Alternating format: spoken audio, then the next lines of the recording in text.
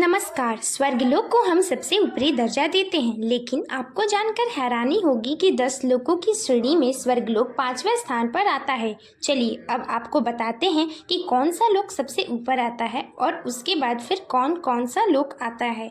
सबसे ऊपर सत्यलोक आता है। इस लोक में ब्रह्मा जी और सरस्वती माँ और अन्य आध्यात्मिक हस्तियाँ रहती हैं। सत्यलोक की प्राप्ति उन्हें ही होती है जिन्होंने अनंत काल तक तपस्या कर भौतिक जगत के मोह को त्याग दिया है।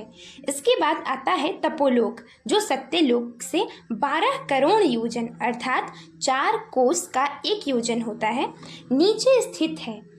तपोलोक में 4 कुमार सनत, सनक, सनंदन, सनातन रहते हैं। इनका शरीर एक 5 साल के बच्चे के समान है, इसीलिए इन्हें कुमार कहा जाता है।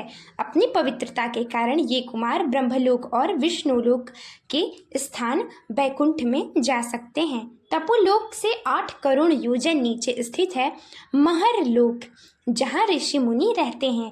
ये चाहे तो भौतिक जगत और सत्यलोक में विचरण कर सकते हैं। जनलोक या महरलोक में रहने वाली बहुत ही तेज गति से अलग अलग लोकों पर जा सकते हैं। इनकी गति इस हद तक तेज है जिसे आधुनिक विज्ञान के लिए समझ पाना नामुमकिन है।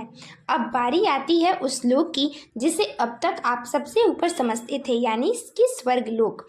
इस लोक में 33 कोटि देवी देवता रहते हैं। पृथ्वी के बीचों बीच मेरु पर्वत पर यह स्थान मौजूद है, जिसकी ऊंचाई 80,000 योजन है।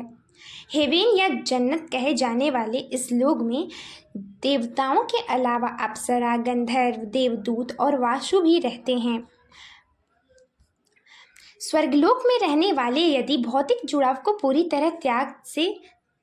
तरह त्याग देते हैं तो मुनि लोक की ओर प्रस्थान कर सकते हैं। इसके विपरीत यदि भौतिक जीवन में इनका आकर्षण बढ़ता है तो इन्हें नश्वर लोक, भूलोक में जन्म लेना होता है।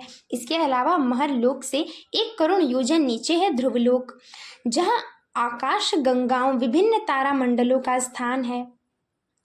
ध्रुवलोक यहाँ सूर्य के अलावा सौर्य मंडल के सभी ग्रह निवास करते हैं। ध्रुवलोक से 1 लाख करोड़ योजन नीचे स्थित है सप्तऋषि का निवास स्थान, जिसे सप्तऋषि लोक कहते हैं। हिंदू धर्म के सबसे महत्वपूर्ण 7 ऋषियों का समूह अनंत काल से इसी लोक में रहते हैं।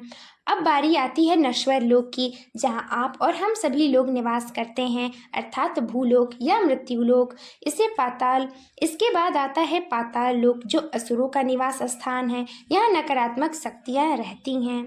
आप सभी को वीडियो देखने के लिए हार्दिक धन्यवाद।